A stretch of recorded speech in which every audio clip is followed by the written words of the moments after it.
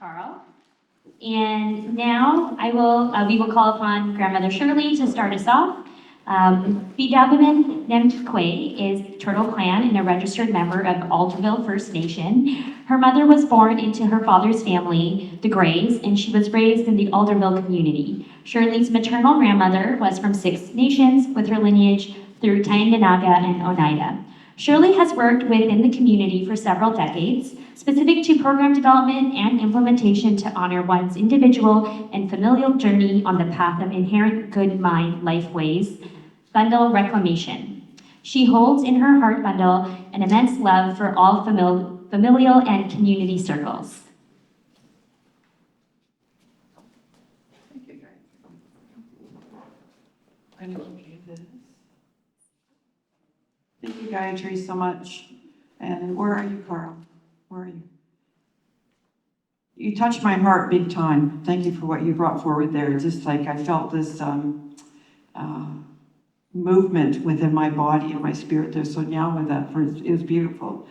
I'm just going to take a minute to look around at this beautiful room here. And for me, when I come here, this is like going back about to 1980 when I worked here a long time ago. And for people who don't know, at one time this was a Bible college here in Toronto.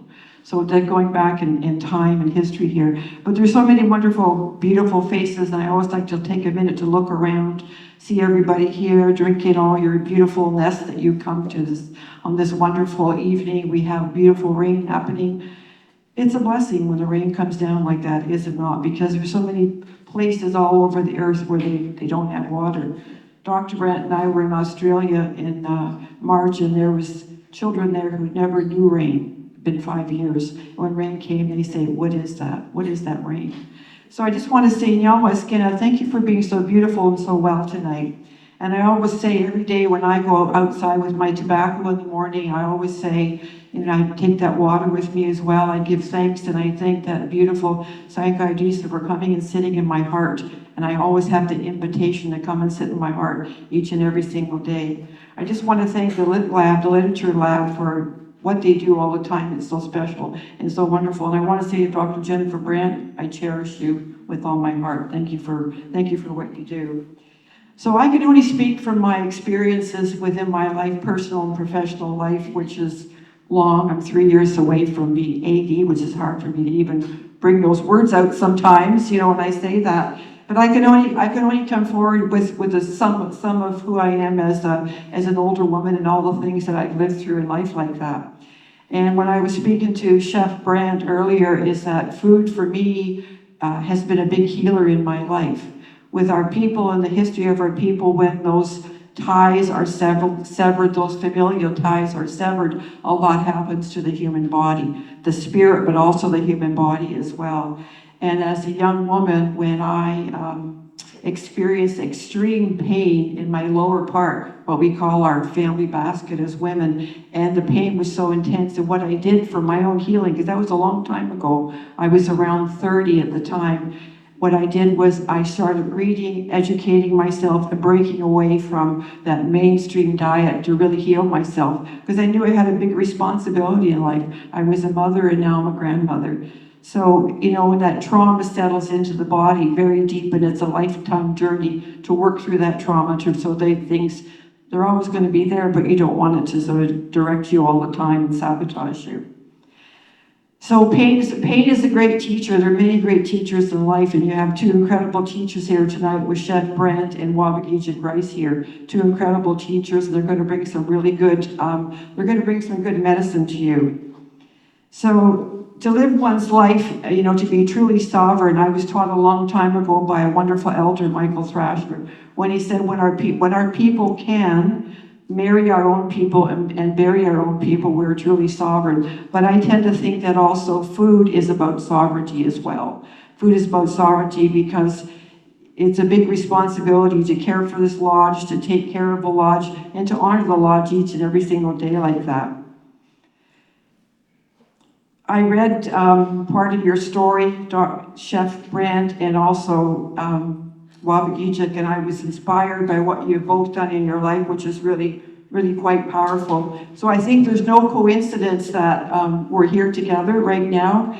And the time that we're in, we all know the time we're in, where orange is a big color. One of our sacred colors, but south of the border, it's a bit of another color, right? And I think when we talk about being in this time of dystopian future, the future is here right now. It's happening. And I really feel that, I feel deep in my heart that, and I learned this from a Seneca grandmother a long time ago when she was sharing teachings, Wolf Clan teachings, and she was challenged, and she said, these teachings will save the world. They will absolutely save the world like that. So I really believe that there's so much knowledge and wisdom with what we bring forward. And, you know, part of that knowledge and wisdom always for me is I feel that that's at the core of who we are as Indigenous people. We have a fierce love for our people. We have a fierce love for our children. And that's what I live by every single day like that. So I just want to say to everybody that when we talk about medicine, all the things that we do, what you're going to hear tonight, I'm positive of. You're going to hear stories and you're going to hear conversations, but I invite you to see those as teachings that become part of your very DNA. Don't try and question it, take it into you. I identify that as becoming part of your spiritual DNA that builds that spiritual muscle like that. So enjoy the moment. And really what you're going to hear tonight is that good food for thought. So now for coming, and what my family always says to each of you, big love always, regrets.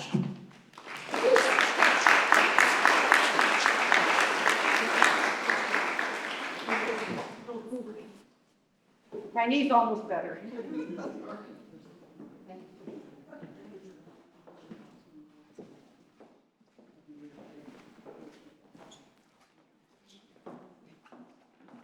So we'd like to introduce to you our panelists for this evening. I have the honor of introducing Wab. So Waubgeshig Rice is an author and journalist from Wasauksing First Nation on Georgian Bay. Woo! I got it?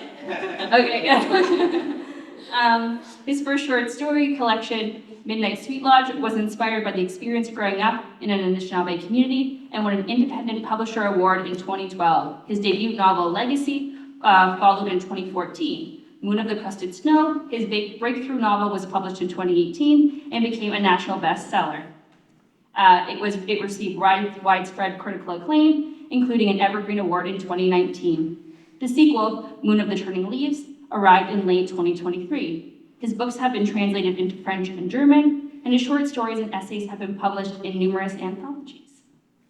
His journalism experience began in 2016 as an exchange student in northern Germany, writing articles about being an Anishinaabe youth in a foreign country for newspapers back in Canada.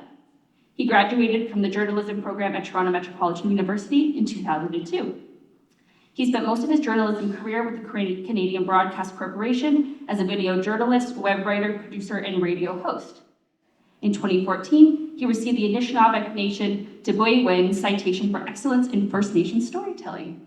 His final role at the CBC was host of Up North, the afternoon radio program in Northern Ontario. He left daily journalism in 2020 to focus on his literary career, which we are so grateful for. I have the honor of introducing Chef Tawnya Brant.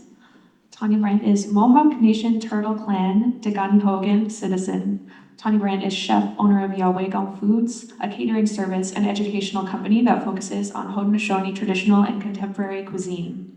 Tawnya is also the host of One Dish, One Spoon on APTN Season 2, airing January 26. After becoming a mother, she switched her focus to Indigenous foods and catering, founding Waubgeshig Foods as a focus on Haudenosaunee culinary roots. 5 years ago, Tawnya opened her brick-and-mortar Waubgeshig by Chef Tawnya Brant in her home territory of Oswego to amplify her impact on sharing Indigenous foods to both her community and internationally.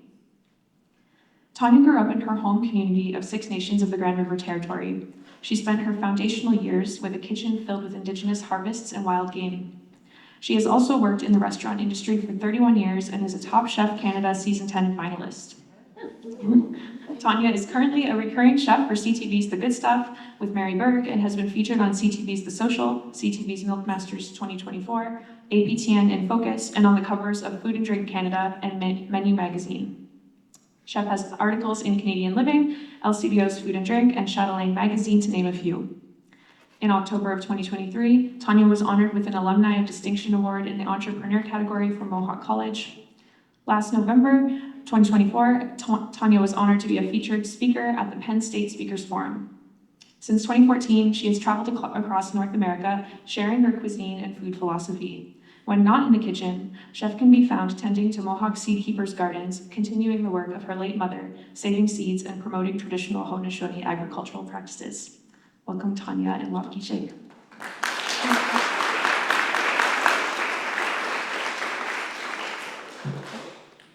Before we call the panelists up, we would like to also introduce our lab director, Dr. Jennifer Brant, and lab member, Miyo Cheechoo, who will moderate today's event. Dr. Jennifer Brant is an associate professor in the Department of Curriculum, Teaching and Learning at the Ontario Institute for Studies in Education. She belongs to the Waubgeshig Mohawk Nation with family ties to 6 nations of the Grand River Territory and Tyendinaga Mohawk Territory. Dr. Brant was the faculty co-chair of the Indigenous Education Network for the last 5 years and was the founding director of the Indigenous Literatures Lab. Dr. Brant teaches courses on Indigenous methodologies, Indigenous literatures, and structural and colonial violence in education. Her work on Indigenous maternal praxis has made significant contributions across the fields of education, sociology, and women and gender studies. Miyo Cheechoo is a second-year PhD student in the field of curriculum and pedagogy at OIC. She is from Moose Cree First Nation with family ties along James Bay. Miyo is a member of the Indigenous Literatures Lab, and her research focuses on the on-reserve educational experiences of First Nations youth. We'd now like to ask our panelists to come up and join us on stage.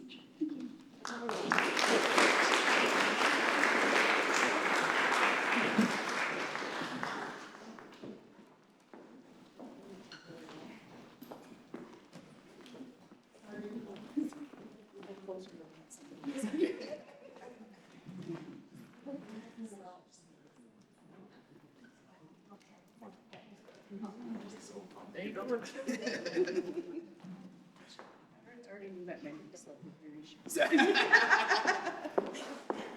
I can't say that to my wife.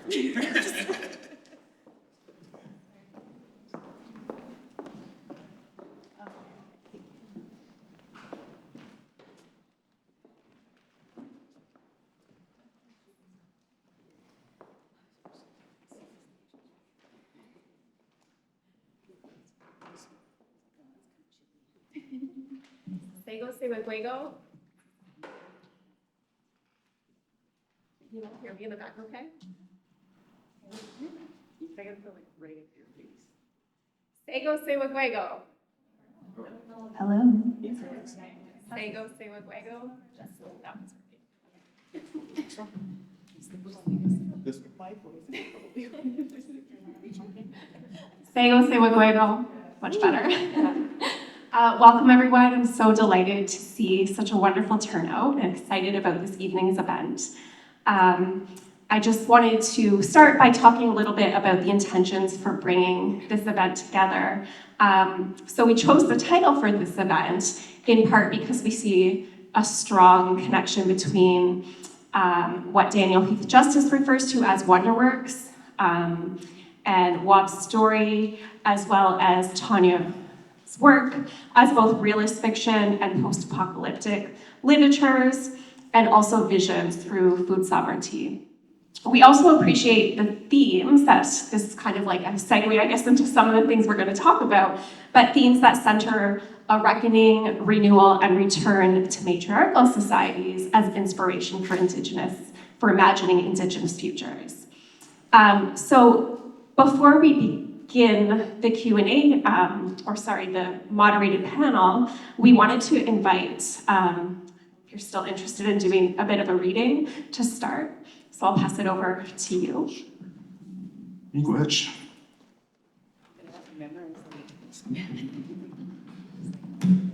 Ani! Anishna! How's it going, everybody? Good? Well, Chimiigwech, thank you very much for coming tonight. It's just a huge honor to be here. Thank you, Dr. Brant, for making this all happen, and to your whole team for just accommodating us so generously today. It's been a really wonderful day, and I'm delighted to see so many familiar and new faces here today, including cousins over here in the third row. So I seem positive up here, but they know like I can get really animated when I talk, and maybe they don't want me to shower them, you know? So they're keeping their distance back there. But yeah, the theme of tonight really excited me, you know.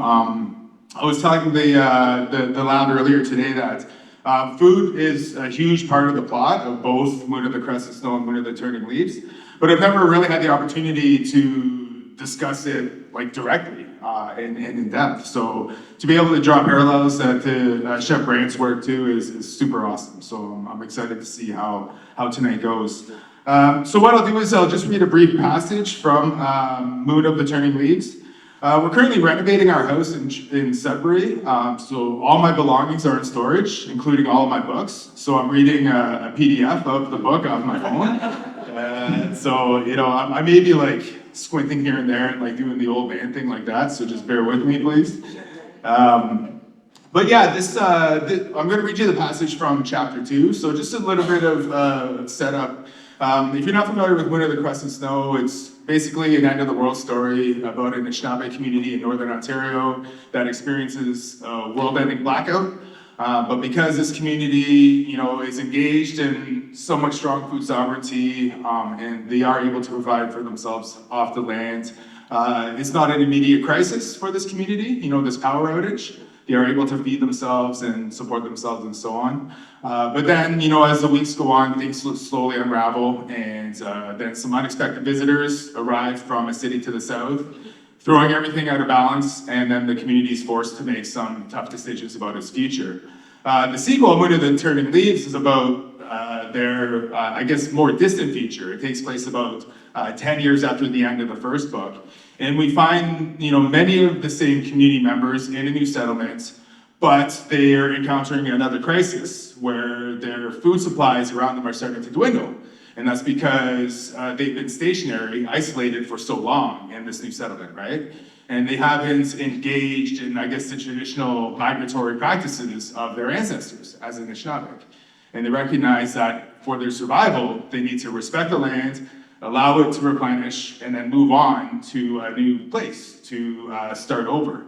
And it becomes this sort of journey of discovery. They go on this quest also to see if they can reconnect with their original homeland from where they've been displaced down on the north shore of Lake Huron. So this is from chapter 2 of Moon of the Turning Leaves.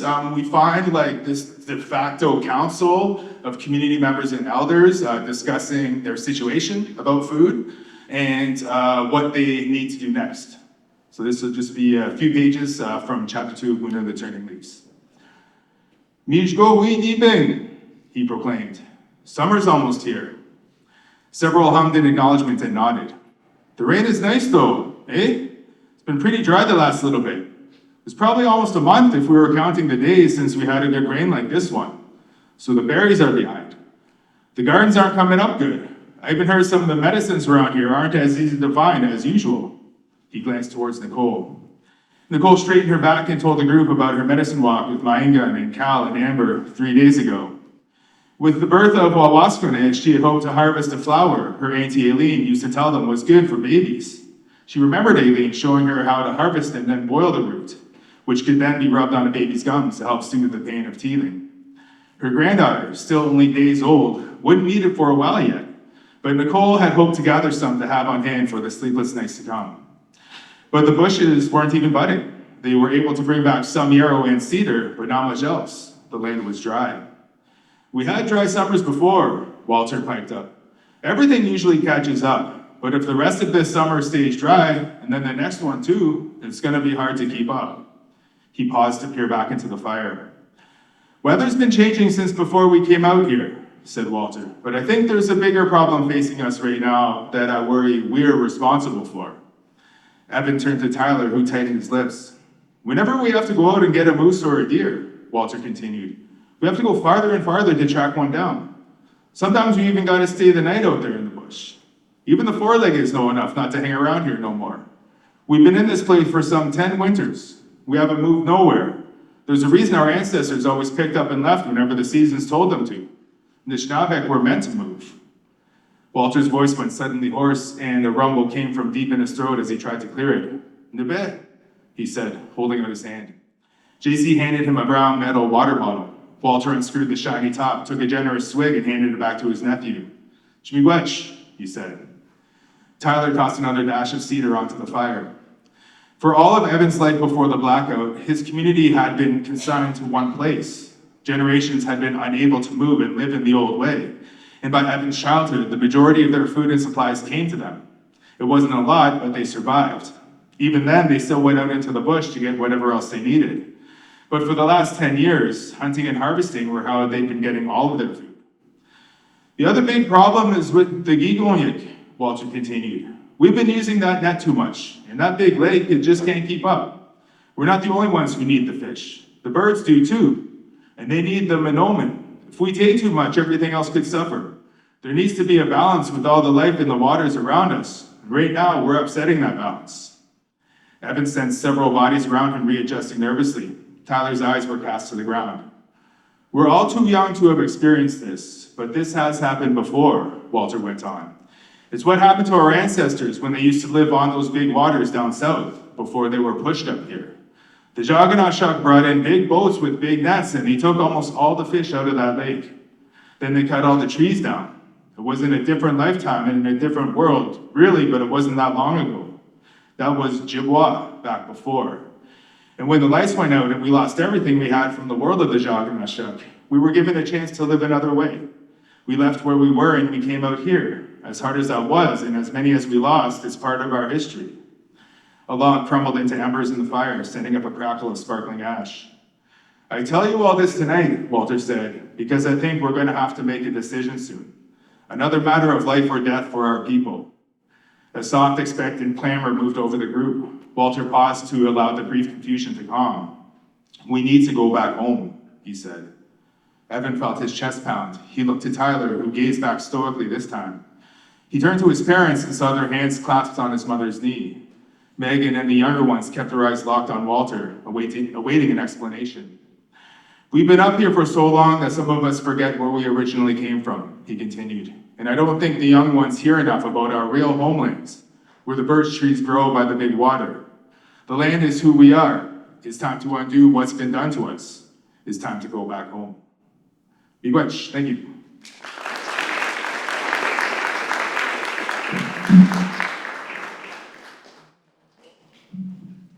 Thank you. And we'd also like to invite Chef Tawnya Brant to share a little bit about your work. Oh, something or other, right? Go stand up too then.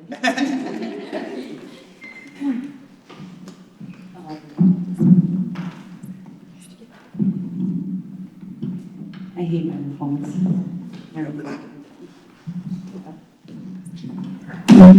Oh, you just gotta be tough. I just want to say y'all go to the Indigenous Lit Lab and all the people that invited us because I've been hearing a lot of names today.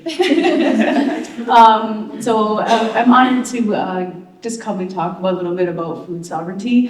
To me, I think that word sovereignty has a different meaning to everybody, and that's just kind of representative of our journeys, right? And what it is and our influences and how we see and view that word. For me, I grew up in a household, it sounds kind of romanticized that we had, sometimes we had solar energy, most of the time we didn't. No running water and things like that. We had a wood burning stove.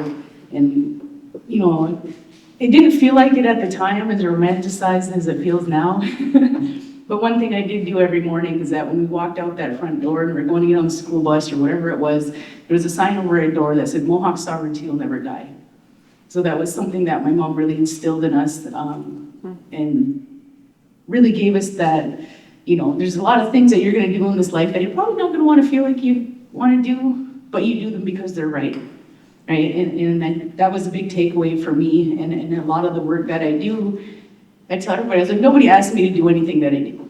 Right? I don't have a boss. I don't have anybody that tells me what to do, and I do what I want. But I figure that's the point, right? That's the point of life, is to do what you love and being able to say no to the things that you don't want to do. And I feel that I've been very blessed to be able to be at that point in my life where I can pick and choose what it is I want to do. And I choose food. I choose food sovereignty. I choose being a chef. because I feel that our contributions to our communities are so incredible, and we're seeing such a positive impact on like the holistic healing that it's providing, seeing our people go back to their traditional foods. Because we know that down to our DNA, these foods are a part of us. That's what that Junhekwa means. They're our sustainers, right? They're what it is that we need to get along. We refer to our foods as our sisters, right? And that tells you that we're all part of this big celestial being, that the mothers is the earth, right? The older brother is our sun, the grandmother is our moon, right? And everybody has a place. And that's what's important to me in Haudenosaunee culture, is that it's holistic healing that comes out of that. That everybody's needed, everybody's wanted, and whether or not you feel like that every day, you're needed, right? You need to know that you're needed, you need to know that you're loved, and those are like one of the most important things that you'll ever need in this life after food is gonna be love, right? Or you're not gonna thrive in this lifetime. So I think those are my biggest takeaways from food sovereignty, is how it's such an amazing link in the chain of us rebuilding our societies. We put a lot of emphasis on language and our revitalization of our ceremonies and things like that, but I kind of grew up feeling like food was like a link in the chain that just was missing. It wasn't there, and nobody was really spearheading that. So my boy's gonna be 12 this year, so when he was born, I kind of self-funded myself to travel quite a bit around Turtle Island just to learn. Found out there's a ton of other people like me that were doing this work in their community, and for little or no thanks, or just even given a hard time for even trying to do it. But it's made this huge network of chefs and food sovereignty people across Turtle Island now that we can look to wherever it is. Like if somebody gives me an ingredient, I'm like, okay, I know somebody from that area, how do you use it? Right, and then I can take some. I just generally know, like, is it edible and how much of it is too much, right? Like, is there an amount that you can't, like, is there a too much, right? Other than that, I just, take it and go with it. But that's part of the beauty that, I had the privilege of my entire life of having my mother, we tended gardens, we grew Haudenosaunee varieties of seeds, because that was always really important to her, even before she started doing seed work. It was, little kids.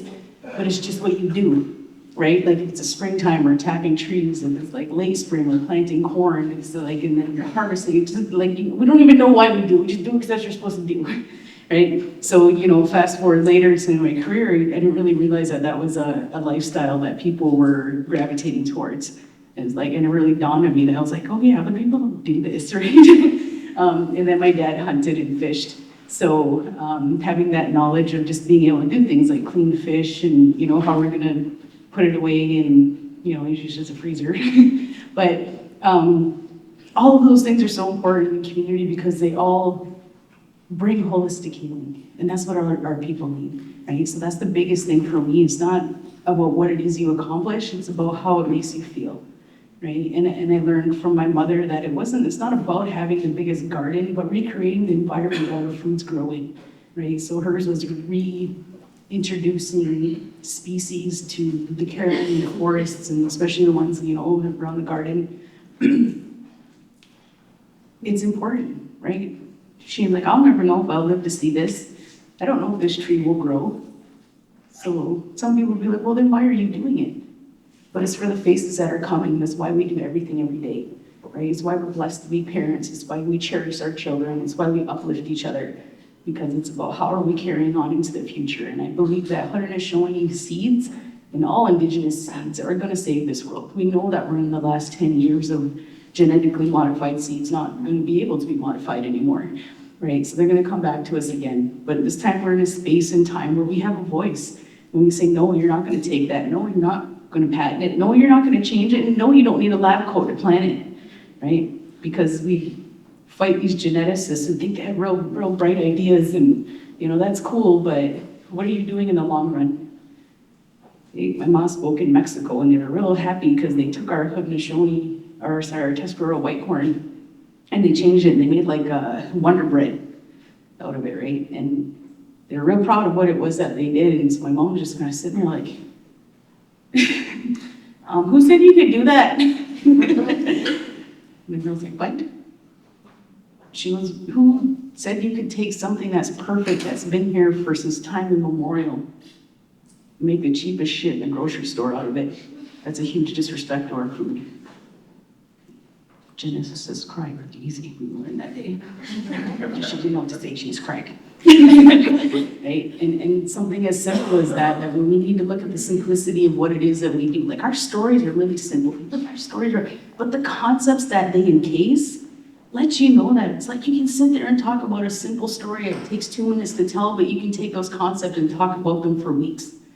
Right? And that's the amount of knowledge that our people had that we need to make sure that we have. Like that's our job, is just to listen, right? To listen and to see what we learn and process those things, and how do you take it back and make yourself a better person about that? How does it strengthen you? How does it strengthen your knowledge and your mind, right? These are all things to me that go back to sovereignty. It's not just putting a seed in the ground. It's the community that comes with it, right? The people that you're supporting, like knowing that you're needed and what you do matters, right? Those are the things that are more important than just being fed. Right? So I think if we can feed ourselves, spiritually, holistically, physically too, and that's the other positive I think that comes out of people that switch to our diets. Right? We're seeing huge benefits, people not being diabetic anymore, losing weight. Like I had a guy that would come in the restaurant every day. He's like, I gotta lose weight, and I don't really eat healthy and whatever. He wouldn't even eat a salad. So he decided, he's like, I'm just gonna get your soup every day. Just a soup. No, I don't want a scone. I want to drink, just to get a soup. Didn't matter if it was a healthy soup. It didn't matter. That guy lost over 100 pounds that year. That we were open. I had another elder come in, and she couldn't eat anywhere. She said her daughter would bring her in, get a walker, she'd pick her stuff, put it on her walker, take her out, Eventually I didn't really see her daughter anymore. And then that woman started coming in every day. And then every other day, she would finish up her food. And then she would come, and then once in a while she'd walk by the door waving. And I'm like, is that the lady that can't walk that just walked by the door waving at us? And they're like, yeah. Right? And then she'd come in and poke her hand. I don't need anything today, girls. I'm just out for my walk, but I just wanted to say hi. Right? And then she would be there the next day. So to see the changes, like her daughter eventually come in one day and she was crying because she said, I dropped my mother off at a restaurant every day and she ate French fries because it was the only gluten-free food that was available in our community. And that really affected me, and it really hurt me, the fact that I had to close Waubgeshig to take on other opportunities, but I knew the buck never stopped at having lunch counter in my community because I want to affect change in every Indigenous community, right? So that was a really hard decision for me, but I got some projects underway that I think that will really resonate with people. And one of it being One Dish, One Spoon. That's a beautiful journey that I've been on. So for our second season, they gave us $1.4 million to continue the conversation about food sovereignty and work in our communities. So that'll be coming out in January. It was just this week in our final editing sessions here in Toronto. So no sick of Toronto traffic right now. But just a beautiful journey. And like I said, I just want to say Hawangoa. And if anybody has any questions, go ahead, write them down. I love questions. Yeah.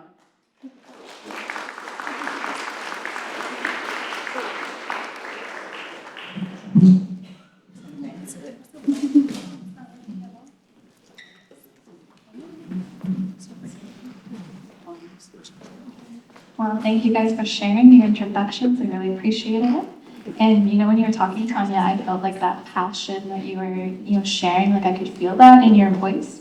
So my first question for you guys both, and I'm inviting you guys to tell some stories if you like, but what kind of feelings do you notice in yourself when you are relationally engaging with our natural food pathways? During berry picking season, fall hunt, or that experience of being shown how to harvest? Is there anything you want to share about that?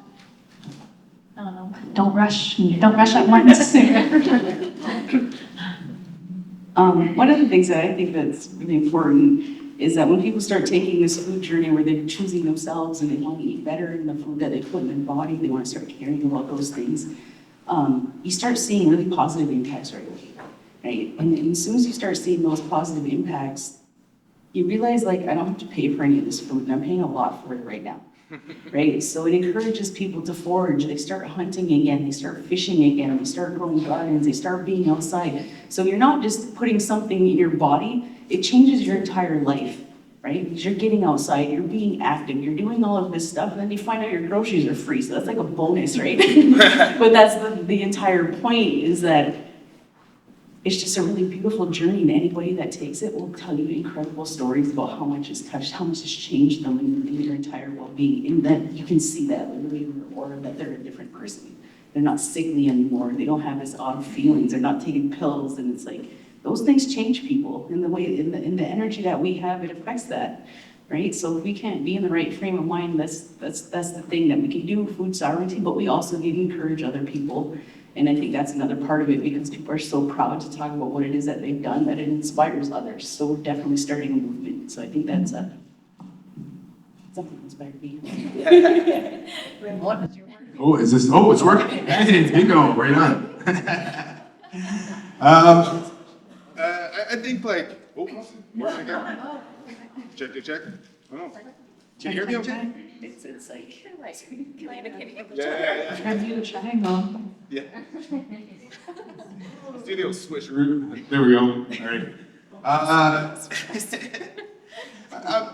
I think one of the greatest benefits of that harvesting process is the family and community building element of it, because some of my fondest memories of growing up in our community is of heading out with my parents, my aunts and uncles, my grandmother, to either get berries or sumac or bark or anything else, right? And not just getting it out of necessity, but receiving the teachings along the way, right? And understanding our place as an Anishinaabe or as humans within this entire system, and how the whole notion of reciprocity really is fundamental to that food harvesting process. Oh, maybe the battery's down. So yeah, and now, like, as a dad to young kids, going in and out still. Or? Yeah. It's like the kitty alarms. Like, I feel like these people play each other. Yeah, I think maybe if they're close together, I'll double barrel it. Which one? Okay. So, that's that I have kids. We don't live in our community full time, but we have a place there that we spend, a lot of our summer at, and the spring and the fall too. And they're now engaged in the berry picking process, and they're understanding the value of that connection that they're making as they go out and pick berries, and they're, getting those teachings that I heard from the generation before me, right? About, something as simple but as profound as to why strawberry is called Odin. Right, and my niece here carries that name as well. Ode also means heart, and it's known as the heart berry, right? So sorry, I'm getting kind of distracted by this going in and out. It's enriching. It's spiritually nourishing to be able to do that, and I think as long as we keep it an intergenerational act, and uphold that transmission from generation to generation of that food knowledge, I think that will be enriching for future generations to come, for sure. I don't know which one to give back. We're playing roulette here. It's better well when it's on there, Yeah. but thank you. So can you hear me okay? Because I can't tell which one's working. if we turn one off, maybe then it won't interfere. Yeah, maybe. Okay, let's try this. Somebody hide this. So both of you are involved in projects, writing projects, cooking projects, that are premised in reinvigorating the relational aspect to Indigenous food sovereignty. So Tawnya, with your upcoming APTN television series, One Dish, One Spoon, and Wab with thinking of your work as Wonderworks. And so the next question is kind of just thinking about how can embodying the practice of food sovereignty rebuild intergenerational collectiveness within our communities? And I think you both already touched on this a little bit, but I'll just repeat that. Like, how can embodying the practice of food sovereignty rebuild intergenerational collectiveness within our communities?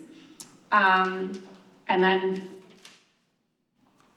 How can the practice of Indigenous food sovereignty both mediate and exacerbate, if I can talk, class, gender disparities in our communities? So also thinking about like access to food sovereignty and knowledge. So I Go ahead. Just like world peace.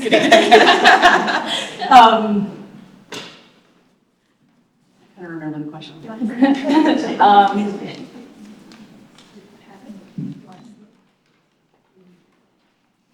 But talking about food sovereignty in our communities, for me, it's like both. Like we're talking about how you're uplifting community, right? Like how are you going to uplift community from food sovereignty? And to me, it's like it has to come with all of us putting our egos aside, right? Don't judge that person because they're deciding to have a garden, right? And then turn around and expect that, well, don't you have that? We need it. Well, where were you when we were planting? Right? So that's the thing, like my mother's work always kind of felt like, you know, she was Chicken Little out there. She's like, I want to do it anyways. If you want to come and help, that's great. But then you would have things like PhD students come along, like teach me how to plant corn. She'd be like, no, you can come and learn if you want. I'll show you. We'll be in the field. And we get some real ridiculous questions like what part of the seed faces up when you plant it? It's like put it in the ground, it'll figure itself out. Right? So it's how we go about the process of asking for knowledge sharing, right? And knowing that it's knowledge sharing and it's not expected of anybody, right? So you humble yourself when you come in to another place wanting to learn, right? And those are lessons too that we, you know, being humble, like I said, reciprocity, giving when you've been given. Those are the things that come out of food sovereignty. That's what comes out of our collective being, right? We're collective, we're communal people. And that's what's important. Like Clutter has shown me, we're agrarian. We have no choice. We have to grow plants together. If not, you end up with a bunch of smoke factories and cigarette fields. And my trees dying in my backyard because of the spray from somebody else, right? Or my mom turning over 200 mounds of blue corn because she knew, you know, some idiot sprayed something next door. And she goes, I don't even know if it's on here, but I'd rather not see it grow than have that happen, right? And that's what's happening in our communities because we're being so non-communal in our mind, right? And not thinking about our neighbors. Our kids have to run around in these fields. Our territory is only 10 miles big and you have a whole bunch of fields. That means everybody's affected, whether you know it or not yet, right? So these are the types of things. It's just that appreciation, like looking at your own ego and reducing and being humble and knowing that you're uplifting an entire community of people and you don't need money to do it, right? So that's something that I think is a very vast difference from our reality today. But it's something that food sovereignty can give back in our communities and build our communities because it's interpersonal relationships that we're making while we're doing that, right? We've got no other choice than to talk to each other while we're standing there, right? But that's where that knowledge transfer comes from. That's where you hear those memories, where you hear those stories, and where you're gonna learn things, because you can sit there and listen to somebody talk, but you're gonna retain a lot more when you're standing in a cornfield talking to somebody about why are we doing this, right? And hearing about the beautiful experiences they've had in their lives and doing that and touching moments. So for me, I think that's how it's reducing our egos and being humble. I think would go a long way. Good, Rob, do you wanna? Yeah. Some thoughts? Thanks. Yeah,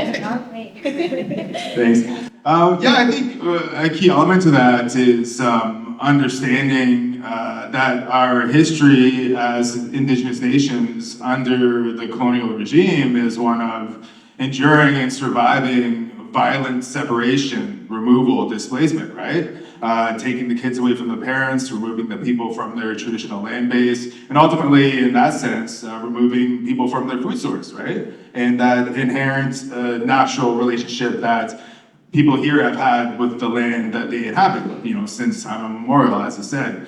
So the onus has sadly and tragically been on us as Indigenous people to restore those connections. You know, we, of course, in recent times have had greater awareness from the dominant colonial regime of, you know, its traumas and tragedies as it's imposed upon us. But, you know, there have been generations before us who've had to try to pick up the pieces in the ongoing struggle with, you know, oppression, you know, acts of genocide essentially, and really, you know, the premature deaths that come along with that due to poor health outcomes, were being separated from the land. And on top of all that, after that separation has happened, the dominant regime that rules is a patriarchy, right? And that patriarchy was installed within our communities, removing those matriarchal elements, and therefore, upholding different detrimental class and gender values that, is still being repaired to this day.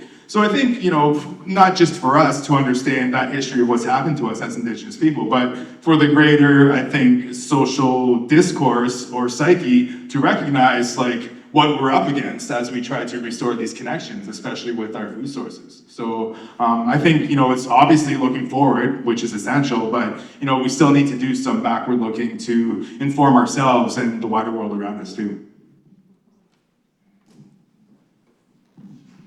Thank you, those were really awesome answers. Thank you very much. I have another question. So, if Indigenous food sovereignty includes all the land, soil, water, air, plant, fungi, and animal relations, do you feel that our traditional languages are also part of the network of Indigenous food sovereignty? And what role can language reclamation play in recovering Indigenous food sovereignty? Go first. Sure.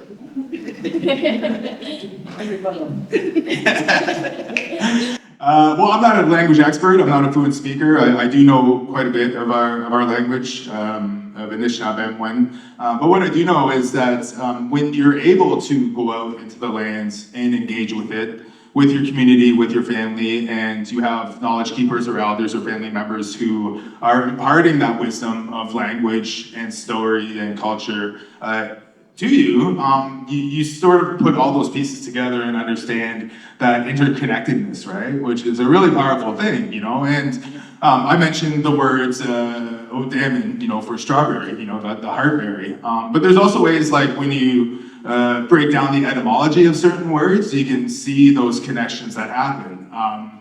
For example, like a word for flower is wawaskune. A word for window is wasejigan, and the word for like a white-tailed deer is Waubgeshig, right? So all those words start with like wa or was, and that hints at like having to do with light. So a white-tailed deer, has that flicker of light on its white tail, right? A window lets the light in, and a flower, it opens when light, is projected onto it. So when you start like wrapping your heads around all those things, you're like, oh, this is beautiful and powerful. And I understand like how we need to really consider all these things as they're interconnected, right? And I think when you realize like you just play one part of this whole entire thing called life, then it's humbling, of course, but it teaches you that respect that you need to have for all these things that you walk with and that you try to, use for your own survival and so on, right? In a respectful and reciprocal way and all that. So yeah, it's like an ongoing journey and it's really enlightening for sure.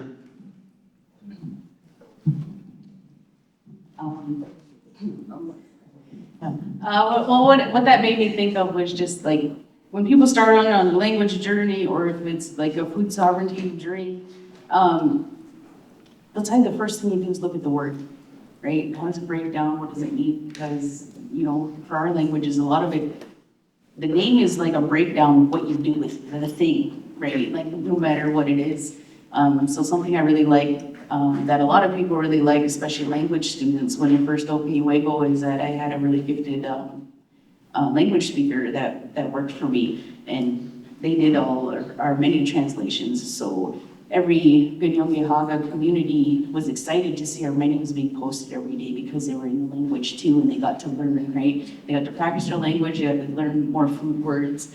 And then there was a ton of words that we had to make up because we just didn't have words for them. And then we had to decide, what are you gonna do? Like we didn't have a word for turmeric, right? And he ended up making a name for it, and it just translated to a dyes like cloth, right? Because it was a job, it's something that it did. And then there would be other words that we take, like, how do you say avocado, right? And then you're like, well, how am I gonna make a word for that? And we choose to maybe just do a Mohawkization of that word to say avocado, right? And just to make it, sound Mohawk. But people were really happy to see that every day, right? I didn't really I knew people would be happy, but I really just kind of did it because there's like one school on the res. Like, oh, they'll look at it, right? And then we realized every community was looking at them. And, you know, people from Ganawagi, they're like, oh, you spelled this wrong. Like, we're not even there. We're not even there.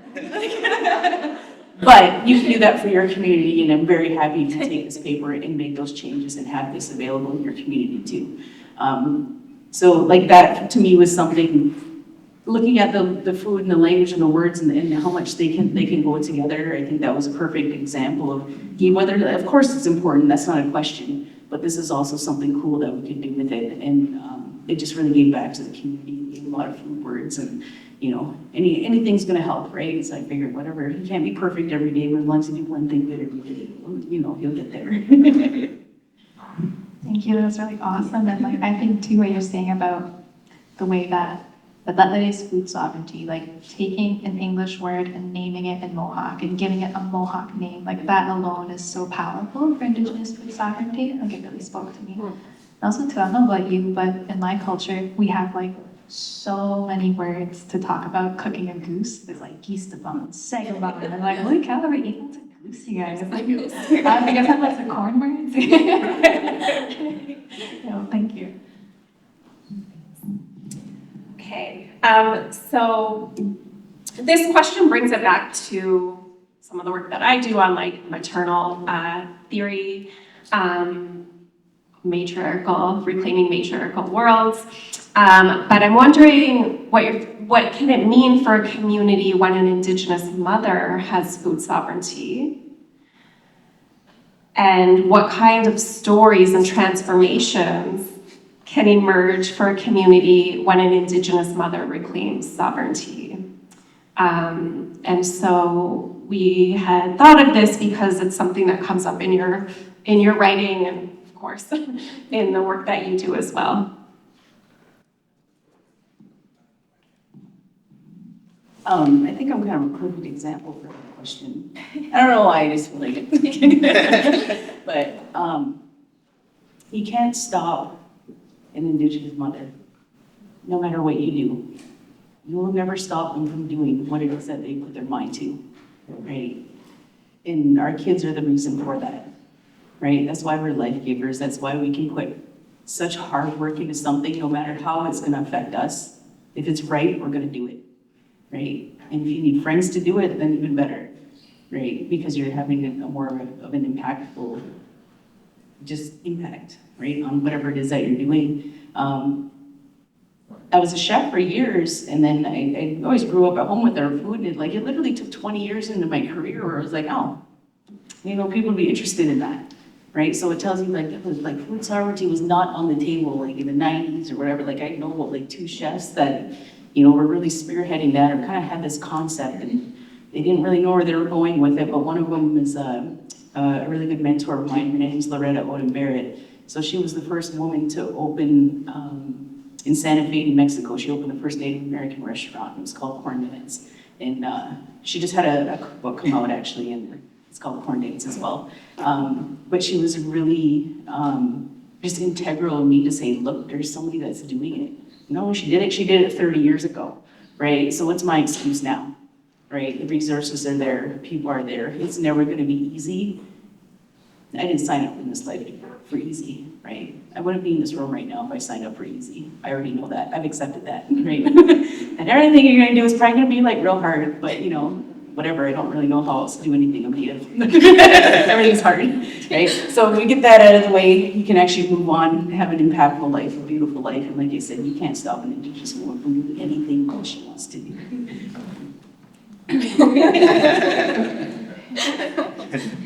I was really fortunate to have a really great role model when I was younger. My grandmother, Elaine Rice, and my cousin Marion is here. Our shared grandmother. She was widowed at a pretty young age when my dad and Marion's mother were just little kids. And she was, you know, a force to be reckoned with in our community. in the 1960s, when our grandfather died, she was still able, my grandmother, to resist, those forces that would have tried to apprehend her children, right, into residential school or the child welfare system. And she sort of set that example for us in terms of understanding, that essential leadership in a community that's led by a woman. And she also had an older sister who, my cousin Maria is here, was her grandmother. So there are some, there's a long line of powerful women in, my lineage, which I'm hugely grateful for and privileged to have. And they led by example mostly in an era where, Indigenous women voices were continued to be silenced, right? And our grandmother in particular, she had a garden. She was, one of the only people I ever knew that had a garden in our community. And, Marion and I would go and steal carrots once in a while and get in trouble, of course. But part of our chores were helping her maintain that garden, which was like a really profound teaching that you don't really recognize until much later in life, right?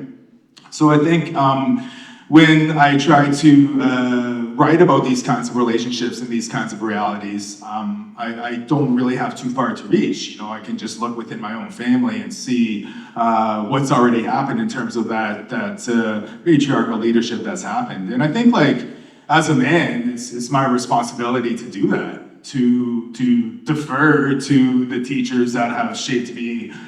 Exactly. Who've shaped me to be the person that I am today, right? And I think, like, I feel like that can come through my writing in hopefully a natural way.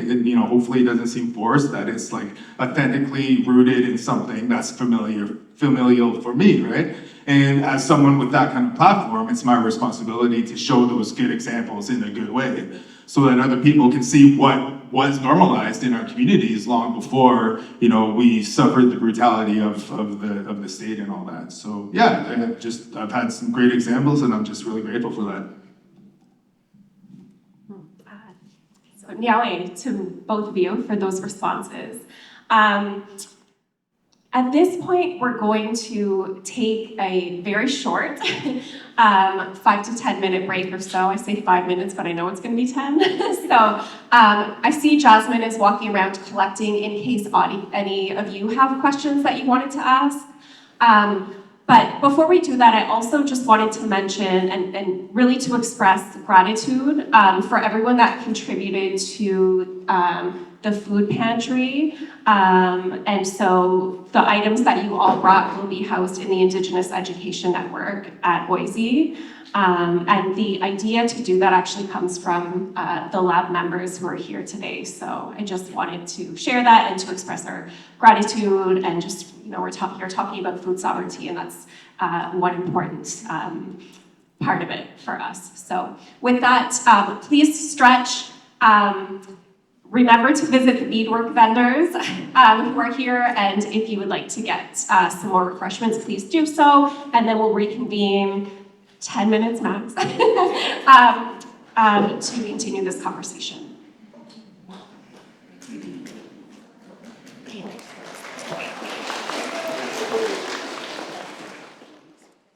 So we have a lot of wonderful questions, and we're going to get started with this one. That'd be a nice way to kind of just bring us all back together. What does food taste? I'm sorry. I can't read. It's like this is why Miyo is going to be asking the rest of the questions.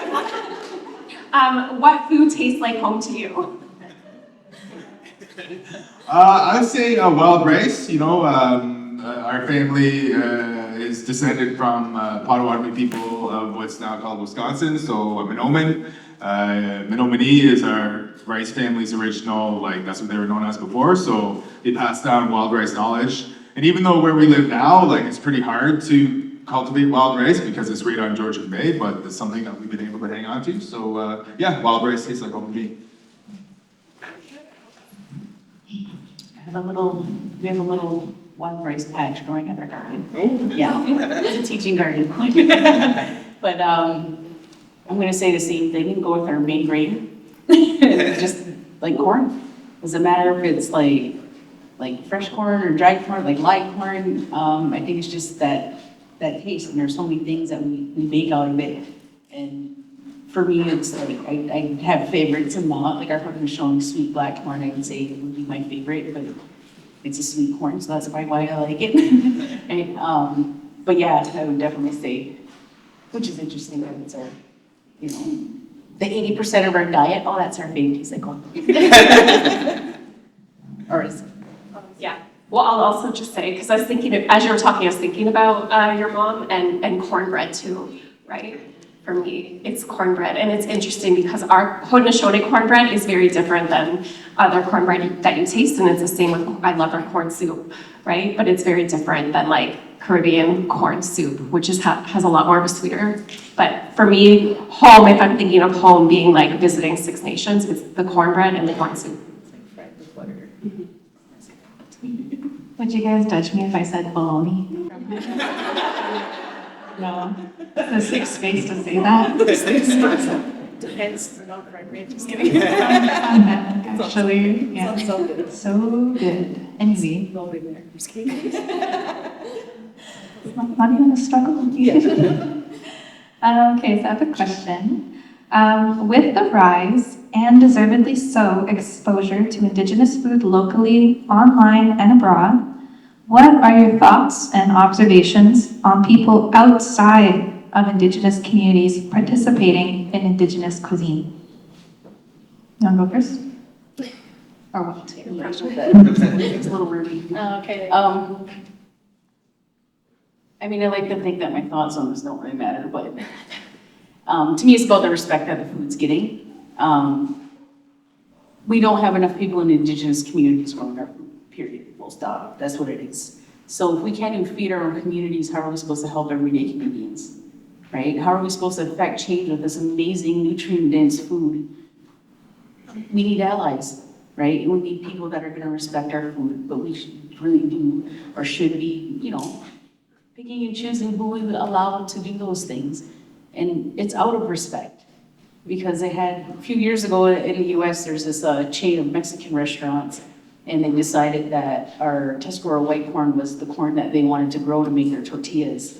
And the reason why was because the man that owned the Mexican restaurant was, like he was a white guy, he wasn't even Mexican. He hated Mexicans. He didn't even want to use their corn to make tortillas, that's how much he hated Mexicans. But he went out of his way, saying, well, I'm gonna use this corn. Right. But then we found out that man no longer grows that corn anymore because we took those seeds back from him because he didn't have the right mindset for what it was that he was doing. He didn't deserve it. And he gave everything back. And I don't know what he's growing now, but it's a perfect example of what it is that we have the ability to say, if we don't want you to do something, we can say no, right? So it's putting everybody in check to say, you can do what you're gonna do, but you better make sure you're respecting what it is that you're doing because we didn't have our blood, sweat, and blood, memory, and tears, all of those things. We just come along and be like, oh, well, we can do this though. Like innovation is great, but look where it got us, right? So it's mindful thinking and mindful practices are what's gonna elevate that. But like I said, it's allyship, right? Not taking it and doing it on your own to say, how can we be part of this collective? Because it's a beautiful collective, right? And anything that for our people, we are not stuck in the past. Nothing is dead, even our languages aren't dead. And that was because if it was good for everybody, if it helped out, it didn't do any harm, there's no reason why our people would ever be against any type of innovation. We need to look at food sovereignty the same way. Mic drop. Wow. No, that's so true. I think too that connects to like just sovereignty and being like the right to say no. Do you know, like being sovereign is having boundaries and like having those boundaries respected. So just what I was thinking. That'd be cool too. This question is more specific for Wow. Can you talk to us about Nicole in your novels relative to the matriarchal role in language and food sovereignty? She strikes me as one perhaps learning to pass the torch. But how did you envision her in your crafting?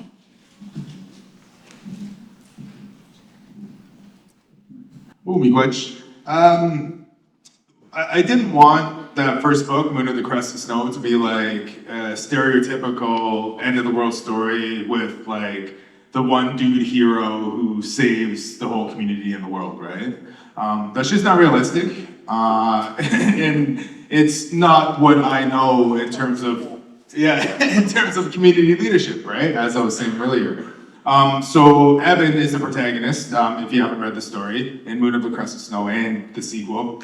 And he's, just an everyday res dude, trying to do good by his family, do good by his community, keep everybody safe and provided for and so on, right? And he becomes this sort of like quiet leader as the crisis unfolds, but he can't do any of it without the support of his partner, Nicole, the mother of their children.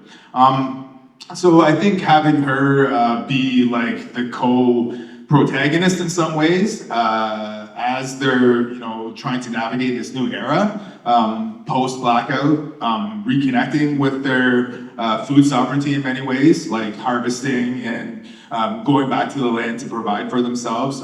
She provides essential knowledge and I think leadership too in that sense, right? So in that sense, she very much passes the torch to her daughter in the second book. Nangos is their younger daughter who becomes, again, one of the main characters in the second book, right? She's a teenager. She's the best hunter in the community. She has, some of the best like land-based skills and, knows the bush better than almost anybody else. So, she's been empowered by her parents to take on that leadership role. And it becomes sort of imperative that she goes on this quest that becomes the plot of the second book to seek out new resources, new places where they can acquire food and so on, right? So yeah, we see that passing of the torch from book to book. And, that's about, I think some of the men in the communities in both of the stories, like obviously taking that back seat and allowing, not allowing, but, ensuring that the women, take that rightful leadership role, So again, that comes back to the examples that I saw growing up within my own family. And and I think if anything, like men who are reading these stories who maybe expect like Joel from The Last of Us, like that hero kind of guy, like they're not going to see that. And that's not the kind of story that I wanted to write at all, So yeah, that's sort of where that formation happened and why it's essential to the story.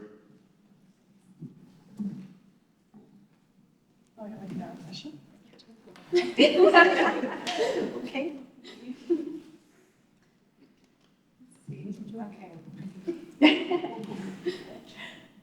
Okay, so my next question is, how do you protect traditional foods from appropriation?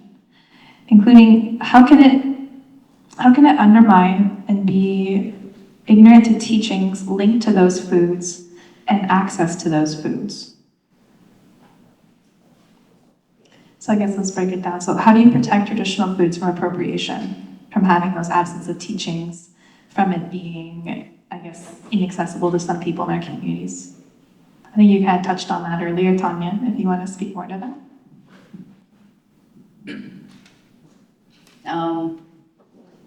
This is something that I do come across, right? Is what is and isn't appropriated food. And sometimes it's hard, right? To see, like, you see a 5-star restaurant, it's like, it's called wild game. They're making money off of our traditional foods, but everyday Canadians can just say they're foraged, right? So where do they lose their, I guess, indigenousness, right? Or at what point are they not ours anymore? Like for Haudenosaunee, like for our like corns, beans, squash, these seeds that we keep, I feel like these are our foods, right? I respect them, they're part of us. I don't know how I feel as much, but this might be totally different for somebody that's saying Anishinaabe because they're hunter-gatherers. How do you feel more about foraged foods and people coming in community and taking them? Because there are really heartbreaking stories of professional foragers coming in and wiping out things. Like something like a field of ramps has taken 7 to 10 years for that to even grow to a point where you can start taking from it. And then you have people come in and wipe those things out because they're taking it to market and they don't care. It's not their property anyways, right? So those are some of the more heartbreaking things that happen.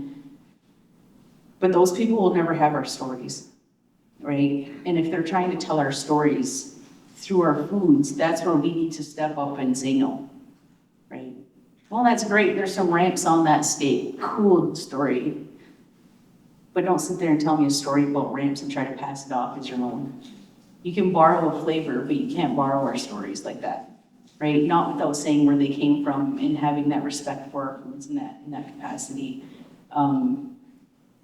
But we do have to lay off a bit, because in no way, shape, or form would I ever tell somebody, no, you can't go outside and get food, especially if you can't afford it, right? So we do have to have that love and compassion and open our hearts and really trust that people are gonna do good things with what it is that they wanna do, right? And I mean, and there's that love there. Like if you're somebody out there foraging and like you already love nature. You do, it's there, right? And maybe it's just a simple thing of reaching out to those people and, you know, letting them come with us to see why we appreciate the land so much. Why do we feel like why does it hurt when somebody else takes it, right? You're dealing with Indigenous people that have had everything taken from them. Everything hurts, right? And you got a lot of mad people. So, but food's a healer, right? I know they say food is medicine a lot, but I was taught that food is medicine if you ask it to be. If you nurture it, if you're growing it and telling what it is, all the beautiful things you're gonna do for the body that you're gonna be entering at some point. So it's just that state of mind. It's compassion, right? And for him showing people like our compassion is our greatest ethic, right? Even if it costs us in the end, we still hold true to that. And I think we have to do that with our foods, and then we all have to have more compassion and, you know, just settle down. Yeah. Just real serious. Yeah, that way. I know. Did you want to speak to that, Wow? Yeah, I can add a little bit of something to that. Not food related, but business related. Yeah, just not food related, but related to our medicines. I think, as you say, Tawnya, like the compassion, the knowledge, that time that's essential to like learning about these traditional foods and medicines that, you know, many of us have been raised with, right? To understand like that relationship that we have with them. I think it needs to be transmitted before people just, you know, willy-nilly go out and like pick up all the berries or whatever else, right? One example like I can think of is when COVID was happening, our middle son, who was a year and a half at the time, before he was able to get vaccinated, got COVID. And he ended up having to go in the hospital for a few days. And it was just a terrible experience overall. But when he came out, you know, my dad said, you know, take your eldest son, you know, go out, teach him about cedar, Waubgeshig as we call it, harvest it, you know, as you know how to do, right? And show your son what we do, and then, you know, make that cedar tea for your boy when he comes home from the hospital. So we did that, and it was, you know, a really profound learning experience for our eldest son, who was 5 at the time. And, you know, our son was fine, the one who got COVID. And I posted about him recovering from COVID on Facebook, right? And then in one of the comments, I just offhand mentioned that, you know, we made some cedar tea for him. And then, you know, a little while later, I got a direct message from somebody outside of our community, you know, asking how to do that. Just like, oh, hey, you know, so do I just go out and pick cedar and boil it? You know, is that all good? And so I had to, you know, carefully and, you know, very diplomatically let them know that, no, you can't just do that, right? So when you tell them to drink a liter every day for a week. Yeah, exactly. Yeah, go ahead and just down it all for sure. But yeah, and like, of course, like, Fact check. yeah. But when, you know, that became an easily accessible option for this person. They're like, oh, I'll just do this Indian thing and, you know, I'll be cured of whatever sickness I have, right? So I had to explain to them, well, no, you can't just go do that. We have our own ceremony that we enact to do this harvesting and so on. So I think like along the same lines, it's just knowing the stories, right? And understanding that time-honored relationship that we've had with these medicines and these foods. So funny. Do not drink a liter of cedar tea. You have to mention that, don't you? Yeah, do not do that. It'll be so sick. They would drink it every day. Yeah, you'll not recover. For disclaimer. Okay, so I think we have time for one more question, you think? Yeah, okay, one more question. Indigenous food sovereignty can be a major point of, I don't know. Yeah, who wrote this? Major point of, let's see. Contact? Conflict? Content? Content? Okay, thank you. Yes. Wow. Get a prize after this. Indigenous food sovereignty can be a major point of contention between Indigenous and non-Indigenous peoples in communities across Canada when regarding fishing and hunting. How can we use literature as well as other means to bridge this cultural divide? I feel like this is a really WAB-oriented question. I see you thinking. I don't know how to rate. Well, I think, in Moon of the Crescent Snows specifically, the community goes into response by going out to the land, gathering, hunting, etc., making sure everybody's fed. And then, this visitor comes up from the city and then expects things, right? He expects to be housed, he expects to be cared for, he expects to be fed. Doesn't offer too much in return other than like his means of weaponry and otherwise, in a very colonial sense, I guess. So he is not really engaged in that sort of patient, reciprocal process of learning about the ways of the people that he's visiting. And of course, this character is an allegory for colonialism, right? This invader who comes in. So at a moment when it's supposed to be, food and the retrieval of food and the sharing of it is supposed to be community building with this outsider, it becomes actually quite the opposite. And it becomes a source of conflict rather than a source of content. And then it just sort of snowballs from there and ends up like very dramatically ending violently as, a post-apocalyptic story should do, right? But in the second book, I think, without giving too much away about it, as this quest goes on, as these walkers go south and they're reconnecting with their different food sources and land bases, they're building community by the other people that they find, right? Who are both Indigenous and non-Indigenous. So I think that's the way forward that we can hopefully follow in terms of like building those relationships with each other. And that was the original intent, right? When settlers arrived. If you look at basically any treaty process in its history, for us as Anishinaabe, under the Robson-Huron Treaty where we're from, the hope and the belief was that we were all gonna share these things together, which obviously didn't happen at all, So food could have been that example that set a different path forward for Canadian history, but it didn't happen. So I hope that answers your question. That's sort of how I relate with it in a sort of literary sense. But I think, enshrining those examples, documenting them in arts, in popular culture, and whatever else can, I think, be reference points for this way forward. Okay, I think that was the final question from the audience that we're going to ask, but I just wanted to ask one more question for each of you before we move into book signing. This is one I often ask, but who inspired you in terms of like authors? Who inspired I guess it does not, but just who inspired your writing? Well, I'm glad I can shout out my family again because my auntie Elaine, the late Elaine Kelly, Elaine Bunn, my cousin Marion's mother, was the first person to expose me to Indigenous literature back in the 1990s. So I was going to high school only reading white dudes because that was the curriculum back then, right? And she recognized that and started giving me books by Richard Waubgeshig, Lee Miracle, and so on.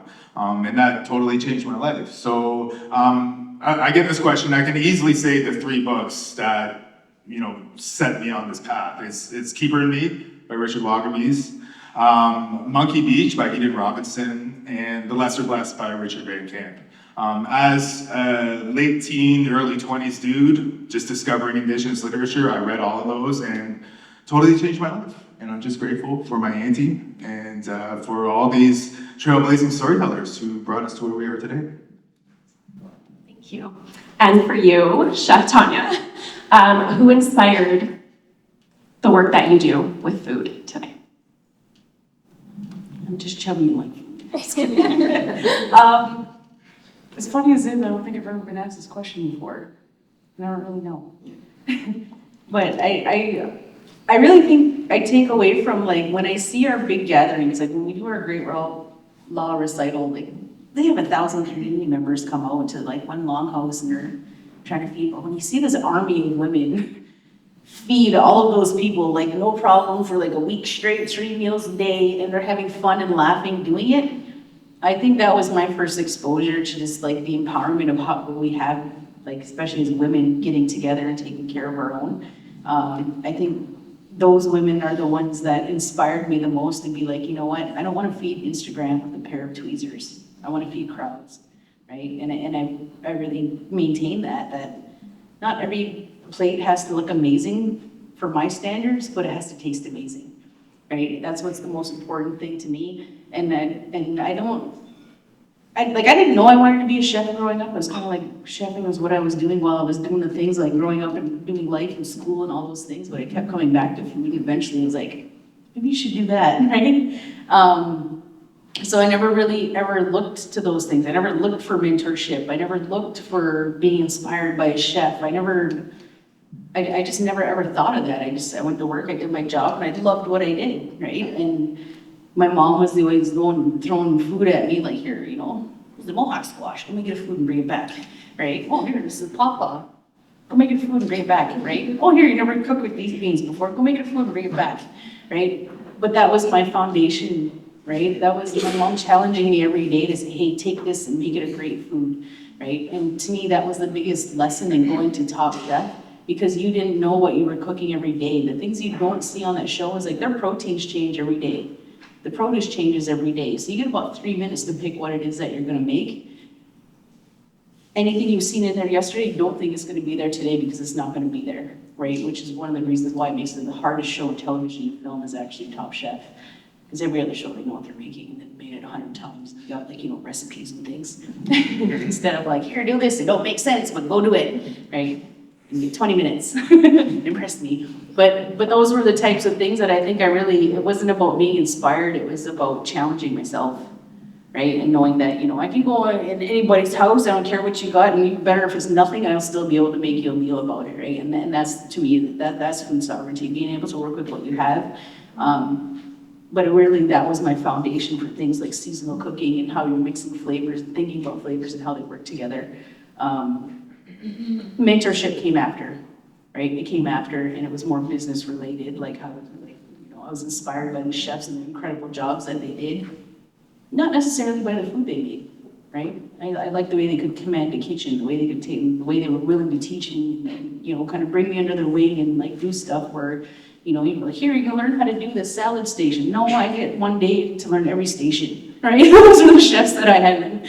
Okay, so if anybody's sick, guess what you're doing, right? So it was people believing in me and being able to do that. So it was, I don't know, I just figured I didn't really have an education or like, I just didn't go about it the way that you would think that it would happen. It just kind of, it happened while life was happening. And I kind of see the beauty in that. And I know you're a writer, I don't want to offend you, but like, you know, I don't really read much. That was blatantly obvious. I'm not an academic, I don't pretend to be.